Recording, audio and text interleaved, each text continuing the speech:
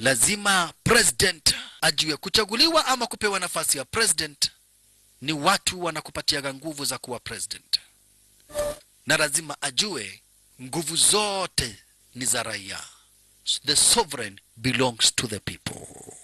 Ni kweli yeye ndiye president, lakini lazima ajue kunyanyasa kwenye amenyanyasa watu, watu wenye ameweza kuua, makemikali zenye amekuwa hapa basi akipiga watu nao, kupandisha kwenye ameweza kupandisha kodi, maisha yote yenye ameweza kufanya ngumu kwa watu. Lazima kila mtu atokee kwa street wakati wa kunyanyaswa, wakati wa kuteswa, wakati wa kuuawa, wakati wa kukatazwa kufanya mkutano, wakati wa kukatazwa kukula chenye tunataka, wakati wa kodi kuongezwa, wakati wa mateso na vita zisizo na sababu, wakati wa watu kuuawa bure umefika mwisho.